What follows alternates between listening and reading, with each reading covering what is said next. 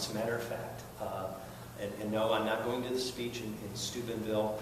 As a former member, however, as you know, former members have access to the floor of the House, regardless of where the House may be convened. So if I was there, I would attend. But unfortunately, I do have I have additional meetings that I can't miss, an engagement in Youngstown, so I won't be able to attend. What do you think about the governor having that speech in Steubenville? Is that a good idea? I don't necessarily think it's a bad thing to be in Steubenville or Fremont or in Toledo. I don't think that members of the legislature should be compelled to use their campaign resources to travel there. I think it sends a bad message to the public because it isolates the speech from the prying eyes of statewide media. I don't think good reporters should be compelled to get up at 3 o'clock in the morning and drive to Steubenville to cover an event. I don't think that with one television affiliate in Steubenville itself, you're going to provide as much access, although I think it's WTAM and the good work that's done. What is the affiliate? TOB? I love them.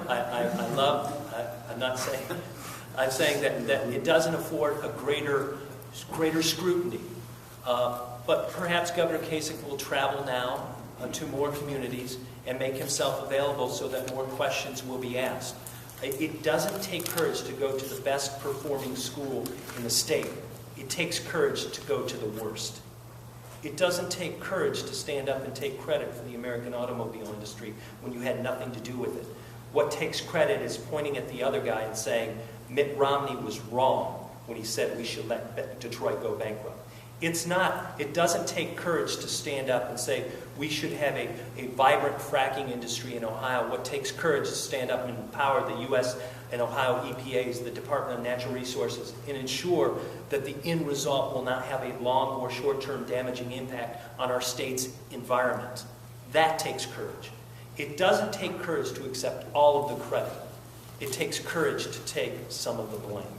And I'm sure we're not going to hear much of that out of Governor Kasich in Steubenville, judging the way he's behaved over the course of the last 13, 14 months as governor, and certainly over the course of his public life. Chris, given the current tightness of the budget, is there room for any major proposals from Governor Kasich in Steubenville tomorrow, or even room for more tax cuts or credits? It's an old canard and tired at one when we read things about Governor Strickland created an $8 billion budget deficit. It's not founded in fact. There's no factual evidence to suggest that. There's no factual evidence to suggest cutting taxes for the wealthiest Ohioans is going to turn our economy around. Quite the contrary. If you were to look post and pre-elimination of the estate tax, for instance, there's been no impact on wealthier Ohioans leaving or not leaving the state in fewer or greater numbers. Here are the facts, that if you extend short-term loans to Chrysler and General Motors, the American automobile industry will thrive and will expand in places like Ohio. If you invest in a package that puts middle-class Ohioans back to work, middle-class Midwesterners back to work, the economy will improve. What the governor should do is stand up and say, okay, we've allowed the wealthiest Ohioans to have the run of things over the course of the last year. We've allowed the wealthiest among us to have their say. Now let us invest in communities. Now let us invest in infrastructure. Now let us invest in public schools. It's not a question about money. It's a question about priorities.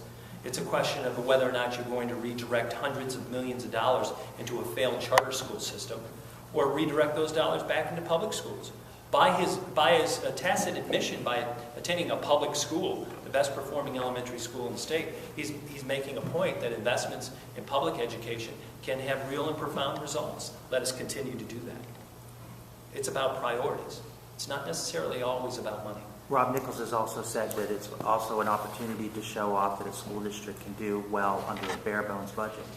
Did Rob Nichols also point out that in 2010 he said Governor Kasich won't say whether or not he supported the GM bailout? So we're supposed to believe what Rob says now and not believe what he said a couple years ago? Did Rob Nichols point out that Jay Chaudhry attended and continues to attend Republican Central Committee gatherings both on and off state clock? Not that the Inspector General would really care about that.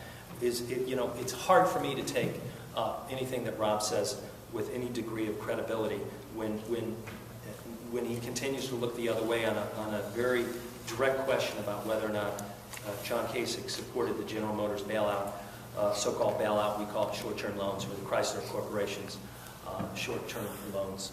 It's very difficult for me to take in with any degree of credibility.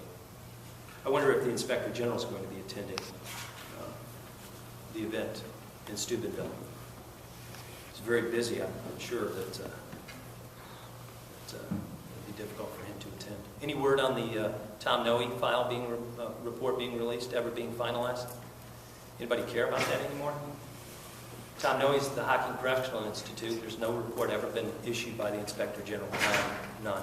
He'll find time to get his kid a job down in Southwest Ohio, but he can't find time to tell us why Tom Noe is in prison. Any more questions?